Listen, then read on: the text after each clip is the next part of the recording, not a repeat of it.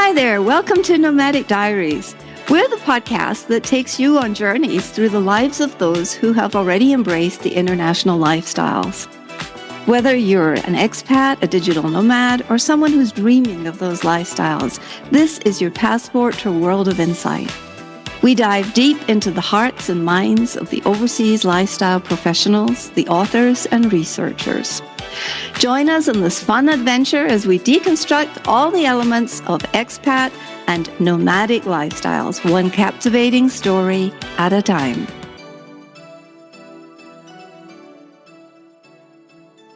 Hello, everybody, and welcome. Thank you for joining us today on Nomadic Diaries. We have an esteemed novelist and writer with us today. He has a wonderful Scottish name, Neil Laird. Hello, Neil. Hello. Nice to meet you. Thanks for having me. Wish I could say it was Scottish, but I can tell you that I found out very early on that the word laird comes mostly from people who didn't know who the father was. They just named you after the laird of the manor. So I did not come from royalty. I came from some of the peasants out there in the fields, but that's another story for another day. Yes, well, we in Scotland still have lairds, and we still call them lairds. That's how far away we are sometimes, way back in the That's dark remote. ages. Let me just tell you a little bit about Neil. Neil is a traveler, and he has traveled all of his life. He was formerly a television producer. He's produced documentaries and films for people like National Geographic, for Discovery, and now he has evolved to be a novelist. So he's here today to help us understand something about the transformation process and the travel and how it adds to our lives, how it changes our minds. So, Neil, tell us in a couple of paragraphs, can you just give us your background, please, and why travel is important to you? Absolutely, and it very much is. You summed it up nicely, but I did 25 plus years as a TV producer, going in the field, making films for National Geographic, PBS, Discovery, BBC, those kind of things, almost all with a historical, archaeological adventure slant.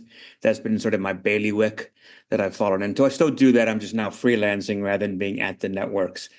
And it informed my travel has informed it greatly because that's the main reason I went into nonfiction rather than fiction, because I wanted to find some way to see the world. And documentary allowed you to do that, unlike fiction film. And then I've transitioned, as you mentioned, to writing novels in the last 3 or 4 years. The first one, Primetime Travelers, just came out on Amazon. And it takes my experiences as a TV producer traveling the globe and gives them a comedic, fantastical slant. It's about time travel to the ancient world. And it allows me to play with themes and fiction that I couldn't do in my quarter century as a nonfiction filmmaker. So I'm kind of taking all that stuff and now giving a fantastical spin.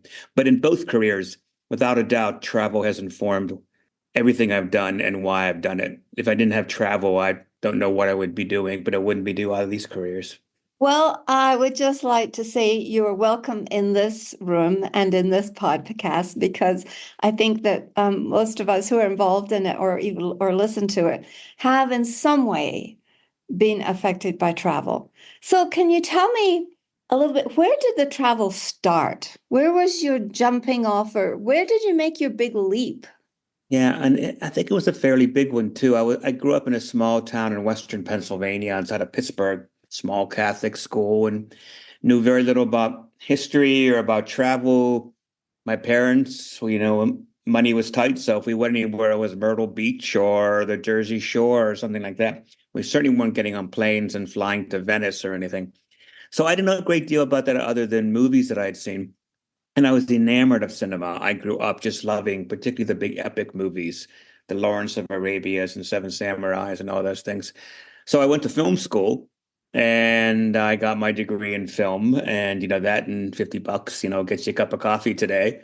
So I flew up to New York and I thought I would become, instantly overnight sensation in television and film. And of course, I wasn't. I became the poor guy who was holding, a walkie-talkie in the middle of the night to make sure they didn't steal the grip truck. And I was very lucky to have that work because there was very little go around. Most of the time, I was sitting around my apartment in Brooklyn waiting for the phone not to ring. because it just was so, this was the late 80s. There was very little going on. So I had nothing else to do and a lot of time to do it. And I started hanging out at the New York Public Library. It was free and air conditioned. I Mm. remember one day I was sitting there and I didn't know what to read. I was probably reading some deep intellectual novel that I just wasn't having any fun with. So I said, screw this, let's pick up something different. And I picked up a book off the shelf about early civilizations, about Neolithic history, which I knew nothing about. And it was like a penny dropped. I was so fascinated by this world, by this forgotten, faraway world that I resolved to teach myself history through literature, through reading these books while I was waiting for, the producers of Toxic Avenger 4 to call me so I could watch their grip truck or whatever awful job was on the horizon. Yes. And so I read and I read and I read, and I got particularly stuck with the Middle East, Egypt, Mesopotamia, those cultures, Greco-Roman cultures. I became enamored of them. So much so that after 6 or 7 months or whatever it was of doing this waiting game for something that anyone, anyways, I said, sod it, I'm going to travel. So I booked cheap tickets and I flew to Egypt, which was my Hmm. happy place. It still was my happy place. And I thought I was going to see the pyramids and come back. And then by the time I left, I had tacked on Israel, Jordan, Syria, Turkey, and Iran. And I just kept going and going. I just fell in love with these cultures. And, I only came back, I think, because I was down to 6 pounds 50 and there was just nothing else to do. But I do remember we all have those perfect moments when we travel, don't we? We recognize how blessed and how special it is. And mine was, I was in a small town on the way on the Iranian border. No one knew I was in Iran, going to Iran. At this point, American even trying to get in was kind of foolish, but I thought I'd try and I did. And I remember I got lost somewhere and I got in the wrong train and I showed up at this small village and the people took me in. They just saw me and they just saw a wayward traveler. And I woke up the next day and I recognized no one on the bloody planet knew where I was. That here I was, except for my passport home and or my ticket, my passport home, I was floating on air. I was totally free. And it was the most exhilarating feeling. And I felt comfortable. Everybody I met was taking care of me. The Middle East has such negative connotations, so few of which are true. I just felt like I was cocooned by all this fantasy world around me that I resolved when I came back to find some way to get back there on the regular, to, Basis. Yes. to basically find some way that someone would pay me to see the world. So I went back and I got my degree in filmmaking, documentary filmmaking, and that's exactly what I've been doing ever since. I was very fortunate to sell my first film about the Great Sphinx to the History Channel back in the 90s. And I was off and running, and I kind of became the go-to guy for all these archaeology shows. And I've made probably over 1,000 hours of television in some capacity in 70 some countries ever since. If it wasn't picking up that book about early man or just getting on that plane and flying to Cairo, none of it would have happened. So it was all about travel and it was all about leaping before you look. And this is such a great segue because number one, I would like to ask around what time is this so that we can put this in the framework of the historical time of the period. When did you take this trip? You said something about 80s. That would be after Khomeini returned to Iran or before? It was the 90s when I did the trip, and Oh, okay. Hitami has been elected. So, Khomeini was, of course, he was dead. He died about 89. But there was an election, I think it was in 90 or 92, where Hitami, which didn't he was supposed to kind of open it up to the West. And one of the first things they did was ease restrictions. And Yes. because I was in Turkey at the time. I was in Urfa where I was one of the first people to go in there do that. 4 or 5 months later, the board had sort of sealed up again because he Yes. found as much power as he wanted to, and the Ayatollah and such sort of kept him a very short leash. But I was lucky to get in there and wiggle in. And of course, I when I was got in, yeah, go on. I'm sorry. I was curious only because I went on a trip to Iran in around about it must have been like 99. It was 1999 I went. I remember them taking my passport away as I sat at the airport on my own. I was with a group, but they take you one by one, and that was pretty scary. So, how you are on the border. of Iran. So you were not in the city, so you were not being subject to a lot of the hate. You didn't see all the stuff painted on the walls, etc., against So I Americans. saw that when I got to Tehran. Yes, that's when you see it. Yeah, yeah. And I went overland. I didn't fly in. I went overland at the border. Oh, Um, yes. Worked Very my way different. from this very different, very different. And it was a very sort of rugged, I could still see the outpost getting in up a big hill, and there was just a bunch of guys smoking cigarettes and looking kind Yes, of bored in the yes. but of You're course just that happy weaponry somebody and stuff shows up. never had Sorry. and once you get in there and you've probably been to these places like this, they're just happy you're there. It's like, oh, thank God you don't think who we are. Just like Americans are not who we often are Yes. presented to be, neither are people in the Middle Right. East. And particularly, this is after the first Gulf War, too. So that whole trip, Jordan was the same way, Syria. They were just so Mm, pleased it came through, and they couldn't have been more gracious. I had no issues anywhere on that trip in terms of safety. It was just, I mean, I'm not naive. I know stuff like that goes on, and Iran is tougher today than it may be then because the politics have become so toxic. But there was a yes. thought that, and the people were just happy to have us there. Yeah, that's great. So you were there at a period when the people we were all just had more in common maybe than we do, but by looking on the internet now. I'm really curious. This was your big leap into the Middle East, and I spent 20 years off and on in the Middle East. So, what did you find were the greatest things you learned there? Well, that's tough, I suppose, because each of those countries has a different sensibility and a different way of They seeing the do. world. Well, I'm sorry, let me narrow it down then. When you think about your time back in the Middle East, I have three things that I think graciousness, tolerance, and abundance. And those are my three words that I still talk about because I just felt like the people tolerated me, but they were very gracious in the process. And I was the one that received abundance from them. They were so happy to host you and to be there. And I would add to that, particularly in Egypt, which again, I have special connections to, maybe because it's the first country that I love the history, but the sense of humor. There's a Yes, modest, they're quick to laugh at anything. This is the land of the pharaohs long after the pharaohs have come and gone. And there's a certain sense of modesty and a certain sense of like, we're just people of the land again, and we're not dealing with all that bullshit that they have in DC and London and Cairo and elsewhere. And they're just so quick to laugh about things and accept you as how you are. And I think that was to me the greatest eye-opening thing. Also, too, particularly at Iran and Syria, which growing up as an American, you imagine them, and I was born mm, this, so I remember the revolution. They seem like they're the dark ages. You look back at the hostage crisis in '79 and the scowling Ayatollah, and you think they all live in the 16th century.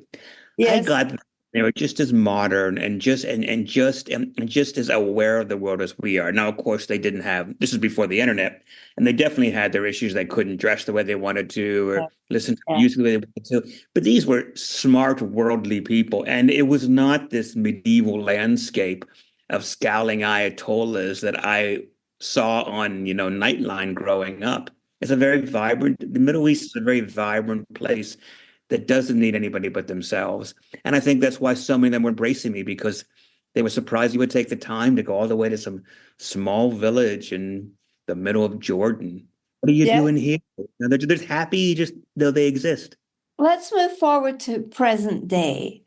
Do you think that people in the Middle East, now you're in Turkey right now, so you can speak to this. And Turkey is quite different from every country is different. Every country is a different vibration, right?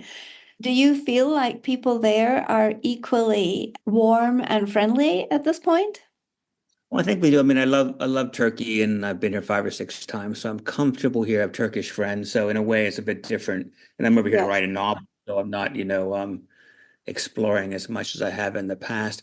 But the Turks, particularly, I think, I mean, I would say they're more European than the others. Maybe you're not Yes. Arab, and they definitely look towards the West and the East, though that may change. Though that said, I arrived 2 weeks ago, and 4 or 5 days after I arrived, Aragon, the president, banned Instagram. So suddenly all the people I'm talking to on Instagram are just cut off. So Oh my God. freedom of expression and freedom, of your voice is still very much cut off. So we could very easily be going the other way. There's a Yes. there's Yeah. this feeling of it among the Turks, and we won't get into politics, but the empire is forming, the dictatorship days are back, which has always been endemic of the Middle East. Yes. So the Turks are worried about their future, as are we as Americans and elsewhere. We see that in the Yeah. horizon everywhere. But on the day-to-day level, yes, I think the same embracing the same. The world has changed so much, as you know, in travel. I don't Yes. know when you first traveled. When I was traveling on that first trip in the late 80s, there was no internet, there was no phone, there was no cyber cafe. I think maybe Lonely Planet was out, and that was the way you found your way. And they Yes. dumped you in a dusty field in the middle of India, and you had to find the nearest pension Uh-huh. and try to get it right. And it was terrifying, but it was also exhilarating, wasn't it? Because you really had to Yeah. fly by the seat of your pants. You had to make it up as you go along.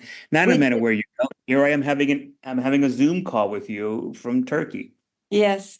And I was thinking about this morning when I was in yoga class. I was thinking, boy, I don't think I have the courage that I once had when I lived in Dubai and would go out exploring in my little yellow Mazda and found myself in Oman because I had crossed an imaginary borderline somewhere and with no passport and no papers. And I was thinking, today I was thinking about courage. I was thinking, oh gosh, what happens to us as we age? It's a different kind of courage that forms. I don't think that courage dissolves and leaves us. But I think that we try to learn from our experiences. I think we do. And I think also, too, we become much more aware of the dangers, much more aware could or could not happen. And that comes from Mm, the yes, great gift we have of traveling so much. I don't yes, say I certainly become jaundiced because I still love traveling, but the Neil Laird that traveled over here is a very different Neil Laird that traveled to Turkey 35 yes. years ago. I Oh, remember I was when I finally got into television, it was actually Israel I flew into first on that big first trip. I thought I'd save money by flying in, although I was meeting a friend in Cairo. I thought I would, keep it cheap. There's a cheaper ticket into Tel Aviv. Then I'm going to get a bus down to Cairo. Little did I know it was like 46 hours across the Sinai Desert with no air conditioning, and I think I saved a whopping $6 or something. yes, But I flew to Tel Aviv, and this was a young kid, my first big trip. I'd lived in London as a child, but that is a very different experience. But I can remember landing in Tel Aviv all by myself, and I had to find the bus depot to get this overnight coach down to Cairo. I didn't even know what shekels were. I remember asking the guy next to me, shaking how much a shekels, and he said, "Don't worry about it, you'll figure it out." I got to the bus station. I remember giving an old man changed a ticket changer all my money, and he just took a few bills and said, "You keep the rest tight." They kind of kept an eye on me. But I mentioned that because I hadn't been back to Egypt or back to Israel for another, say, 15 years. And this yes, time I'm going back as a producer on a TV series, an archaeology show that I've been doing. I've already been to that point, I've been to 30 or 40 countries. And finally, I was going back to Israel for the first time in 15 years. And I remember as I was landing in Tel Aviv with a film crew and all the accoutrements, I started getting this very strange nervousness as I landed. I started feeling off. Something was wrong. And I was wondering, do I not have a script? Did I forget something for the crew? And it was only as I landed, I looked at all the swimming pools over Tel Aviv and I saw the cityscape that I recognized it was that fear I was tapping into from the Neil Laird of 35 years ago. yes, yeah, Still there, but I was such a different person. It's the old adage, if you can't step in the same river twice. I was going back to Tel Aviv and I didn't know what a changed person I was. And it was almost bittersweet. I missed that fear. I yes, missed that thing, yes, that recklessness we have when we're 22 and we're out there just winging it and saying, "Oh, what the hell? I'll figure it out. I'm invincible. I'm 22. I'll never die." yes, Here I yes, am, an adult on somebody else's dime with an entire crew of expensive equipment, and now I have other issues. And that Neil Laird doesn't come back. I was so yes, lucky to become that person, but it was a very bittersweet realization that that Neil Laird, who was on the edge of the border looking to get in and feeling so free, I wouldn't say he was gone, but he It wasn't sort the of same. Yes, wasn't. Mhm. that completely lands for me, and I hope some of our audience members are or our listeners are really enjoying this and can apply this to as we the process of aging, the process of growing through travel does change us. And I love that you use the word bittersweet because I would say that condenses in one word the experience of travel over decades. It We've seen does. It does. both sides. We've seen the sweet, we've seen the bitter. In hindsight, when we look back at it, it's always a combination, right? It's never one or the other. It's both No, at no, the and same it certainly time. it's never seemed a lot because you still remember. I've gotten dysentery 3 or 4 times. I've gotten lost. I've been mugged. But those were usually incident. In all cases, I got over them, and they weren't always in the Middle East. So often it was in Europe or Yes, else. So you yes, remember those experiences. So that was the bitter part of it. But the sweet was just the sense of exhilaration to be able to do that. yes, And obviously the people I imagine listening to your podcast are already of our world, so they know the value of travel. But when I talk to people who don't understand travel, they don't get it, why they spend the money on it. Say you have to do it once or twice, and then those yeah. itchy And then feet you go understand. away.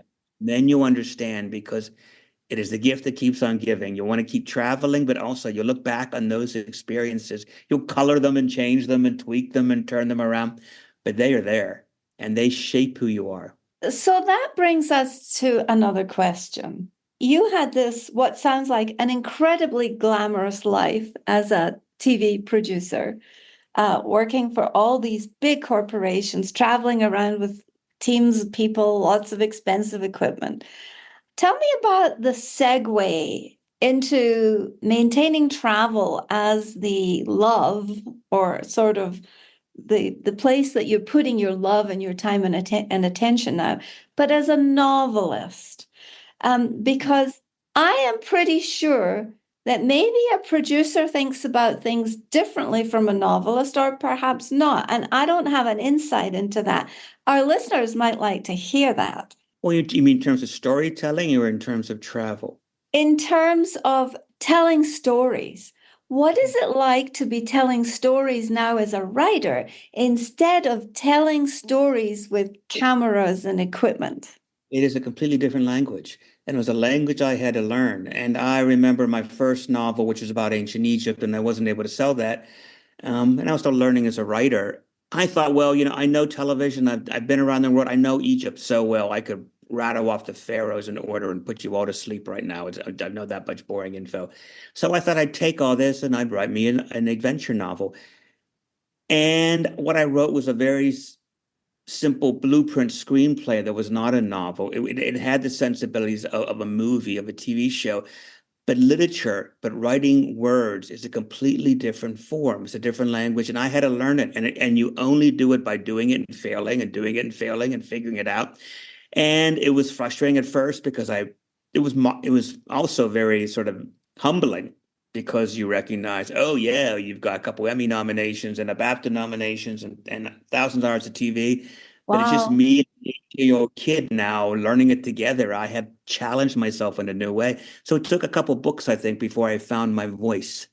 And now that I have, it's very exciting because what I'm able to do is dip my pen into all these experiences that I've had. Yes. All my books, I've written 5 books, and I'm over here writing the third in a series about ancient Troy, which is why I'm in Turkey. They all take place abroad.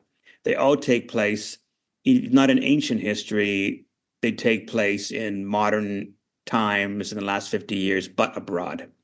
Okay. So I am still driven by this world. So it still informs me. But again, as I say, I'm able to dip my pen into my experiences over the last 20 years and use them in any way I want from my fiction. So that's how the gift of travel has helped me in this regard.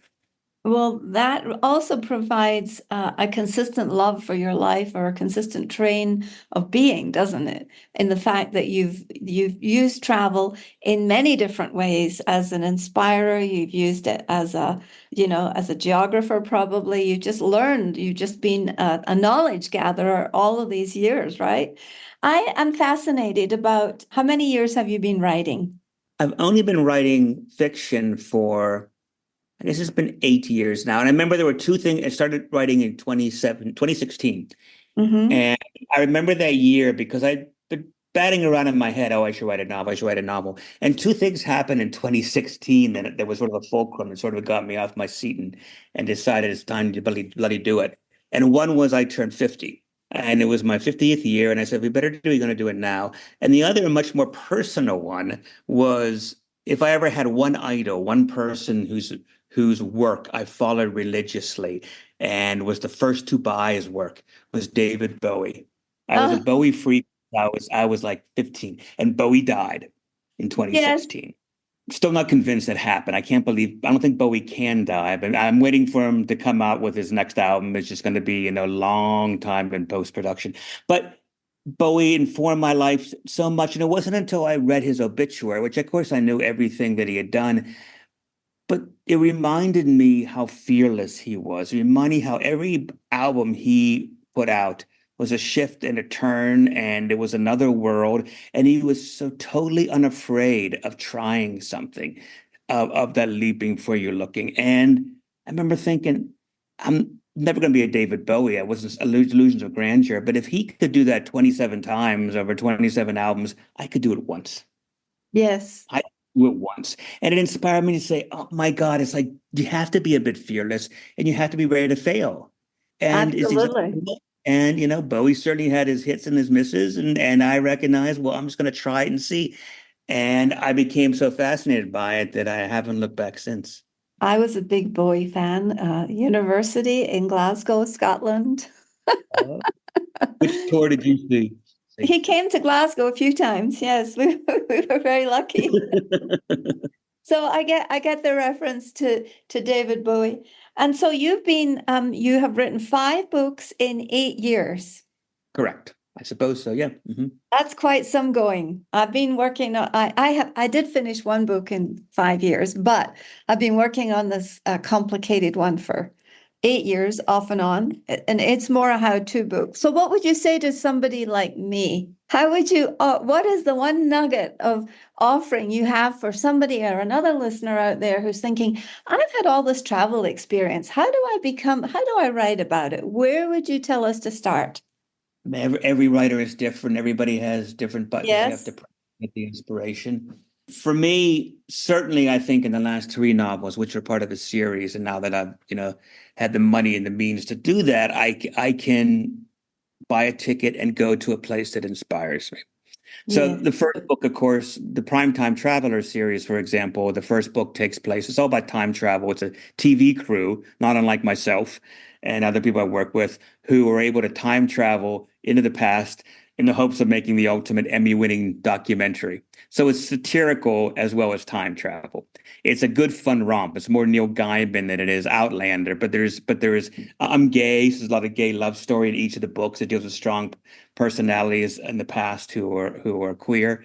But in the first book, I went to Egypt and I rented a place in Luxor for a month, and I wrote Yes. about the kings in the Valley of the Queens.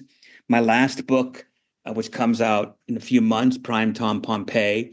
I rented a little villa in Sorrento, 3 or 4 train stops from Pompeii. So I would get up in the morning and I would go to Pompeii and I'd walk around and I'd come back and I would write it. I would scribble it in and start typing it. I'm in Turkey now because I'm writing about Troy, which is just up the road. Yes. And, Yes. so I'm able to sit here along the Aegean, imagine the Argonauts sailing up there and Agamemnon jumping on the shore. And it inspires me to write. So that's the first thing that I do. And that's a gift not everybody has. But I would tell any writer the one thing that has allowed me to write all those books and how many years you said it was when I write, I don't look back. Like today, I've been here 2 weeks and I just finished my first draft today, Okay. Wow. which is 70,000 words, 60,000 words, something like that. So obviously it'll go through three or four iterations. But what I do is I never look back. When I write, I never go back. I don't correct typos. I do not revive the next day. Sometimes if I remember there's a fact I wanted to add, I'll go back and I'll do that. But I do not get caught up in chapter 3 until I've gone all the way to the end. And then tomorrow I will start on chapter 1 again and I will work my way through it again and again and again. That is just gold for for anybody listening who is thinking about writing a book, because that's where I've gotten myself stuck, is going back iteration after iteration, so that I have so many bloody iterations. I had 90 documents in one file, in one folder. Yeah, that's So human. that's just that's Everybody has their own journey when you write, and a lot of people. I have friends who just love wordsmithing, and I'll ask them, "How's that book coming?" Well, I think I'm almost on chapter two. You started in 1997. You might want to get a move on, but they want to make it perfect. I know that a lot of that stuff is rubbish, but the Neil Laird of tomorrow will figure that out, not the Neil Laird of today. I love that. So the person that you will be tomorrow will figure it out, not the person you Exactly. are Let today. him figure it out. It's his problem, not mine. That's great. That's an amazing perspective to offer people who are in the midst of, either considering, do they want to write, even if it's blogs, whatever it is, it's just to get it out there. Fail my FFF, that's fail forward fast. We have been chatting now for about 30 minutes. What would you have to say in the sense of other pieces of wisdom, just for anyone who is curious about travel and has done some, but is wondering what it has done for them? Do you have some recipes about how to look at how travel changes us? Because we change in the process, and it's hard to see the picture when you're the frame. You're in the middle of it. Absolutely. Yeah. Unless you get the bird's eye perspective, you don't know how it's changed. And quite often, I think it's when I look back and I say, oh, that did happen. I did get out of that scrape, or I did find that bus Mm, in the road. mm, I got there. And somehow you pull it off. I think the best thing I can just offer is just be as absolutely present as you can when you're there, because it's easy to mm, pull back on ourselves. I think what's fascinating perspective I've noticed is this a different Neil that travels when you get under stress, when you're haggling for something, when there's a guy who won't leave you alone in the streets of Luxor or whatever. There's certain things that come out that you don't want. The American, the stuff that doesn't always travel well. And I recognize I have to tame and be aware of those things, and also recognize it's not bad, because at the end of the day, I am an American going back to New York City. And I'm not expected to be, no one expects me to be of this world. So don't be afraid to be afraid. Don't be afraid to flub it. Don't be afraid to make mistakes. And then next time you'll sort of catch on. Because I think a lot of people tell me, oh, I would have liked to travel, but it's too late now, or I'm afraid of doing this. It's like, well, that's part of the thrill. Part of it is having to expect and accept that there will be times that you're awkward. There'll be times when you are angry. There'll be times when the ferry that you thought was coming in Samothraki is another 6 days away, and you read the chart wrong, and you've got to change everything because this is where your life is going to be. Those things happen all the time. You have to embrace them. that's really good advice. Now tell us about all your books. You have one coming out in a few months called Prime Time Pompeii. Correct. Yes. And that's Can the we? second book of the series. Yeah. So Primetime Travelers is the first, and that is with a film crew. And Yeah. that's sort of an origin story. It explains how and why they begin to travel, that they're invited by the gods. And I'm not a big mythology guy, but I just love the idea of being able to sort of break these worlds. But Yeah. they're able to travel into the past, and it's a film crew, and they've been invited back to tell the story of Ramses the Great. And the last third of the book is them taking the 12 hours at the Duat, which is the Egyptian underworld, looking for a lost mummy. So I went way down the rabbit hole of mythology. In ancient Egypt, if you look at the pharaoh's tombs, you see all these strange inscriptions of Yes. snakes and gates. I remember. And the eyes. There are 12 gates in the Egyptian underworld, and each one of them is a way to stop the pharaoh's mummy or anybody else from reaching the field of reeds, paradise. So they're all ways to prevent you from reaching heaven. So my film crew has to negotiate them all as they're filming a documentary and go into the gates and hopefully get out the other side before the sun rises, as well as tell a damn good story for television. Well, I think we should just end it on that wonderful hook and remember some of the wisdom that you've laid on us today, Neil. You've told us to don't be afraid to flub, and it's part of the thrill is things not working out, and just be present to every opportunity and to every adventure. Thank you so much for this. We will give all of your links in the show notes, and we will invite our tribe listeners, if you are interested in this fantastic, it sounds like a fun series of books. Stay connected, and we'll see if we can follow you. Let me know when the book comes out. I will. Thank you. Thank you. Absolutely. Thank you so much, Neil. Thank you for talking to us from Turkey. My pleasure. Goodbye.